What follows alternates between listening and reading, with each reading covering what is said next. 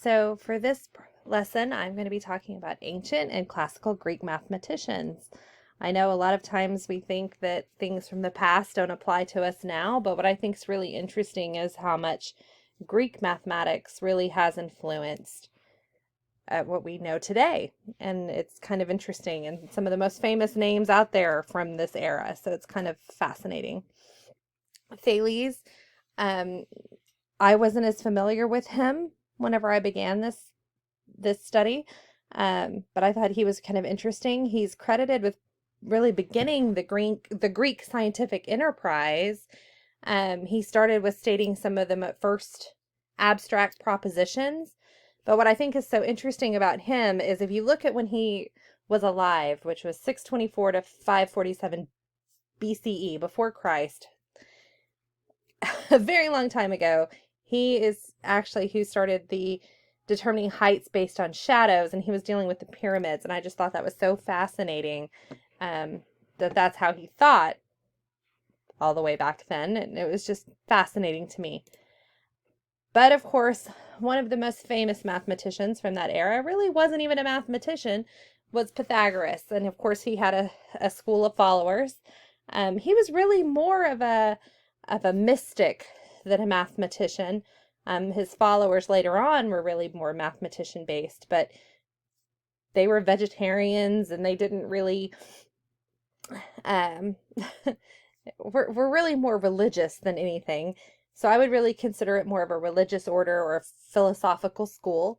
They did use pebbles to represent numbers. They used physical items, which I thought was interesting. One of the things I was talking to my children about, which I thought was super interesting as well, is how he tuned instruments using ratios and things. Was called Pythagorean tuning, and that's how they still do it today. And of course, one of his main propositions that came out of that his school of thought was the sum of an even number is an even number. So, like for example, 2 plus 2 is 4, which I think is kind of interesting as well. Plato. Of course, Plato had his academy, which was founded in Athens in 385 BCE. He held seminars and with math over mathematics and philosophy. He brought all these great thinkers together so that they could work together to really build their knowledge.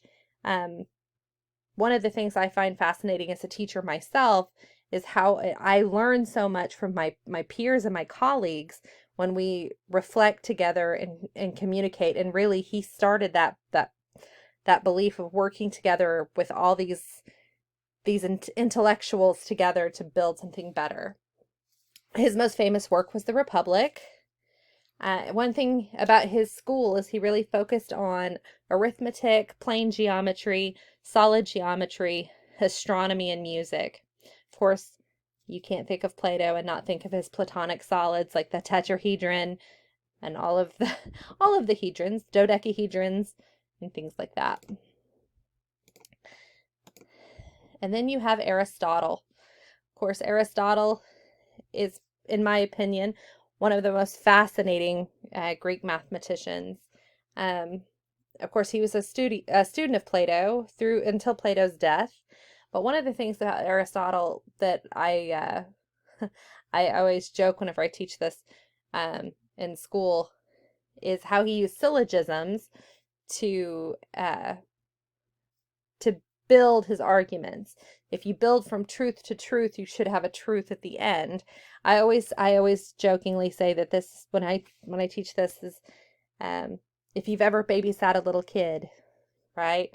You use something true with something true to something true. So if um, if I'm Catholic and Catholics are Christian, um, then I'm Christian because I'm Catholic. And so that logical argument is what he is known for. Of course, that developed postulates where you accept things as true and things like that, which I always thought so interesting. Um, Syllogisms are I always find those really fascinating to teach because it's kind of makes you want to argue, which is the whole point. Makes you want to argue. Of course, then you have uh, I guess I'm going to go ahead and call him the GOAT. Euclid.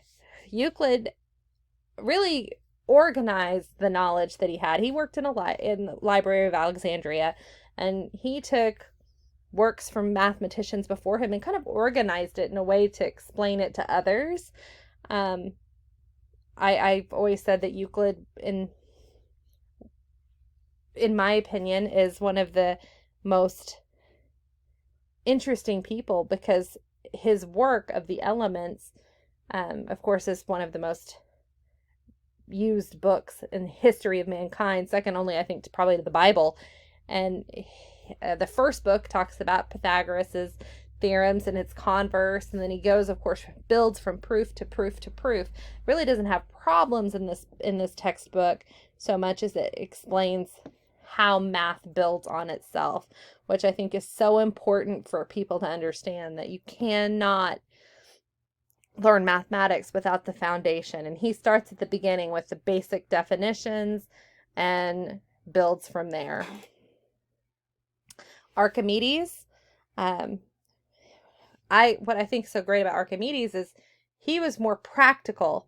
Most of the previous Greek mathematicians were very philosophical. He's more practical. He developed the law of the lever, the formula for the area of a circle. But one of the things I love about Archimedes is the story of him famously using catapults to defend his home, Syracuse, from the Romans. However, he did die at the hands of the Romans during that battle. The references for these slides are from our textbook, The History of Mathematics by Katz. If you have any questions for me, let me know. I find it very interesting what we've done so far, and I look forward to the next video.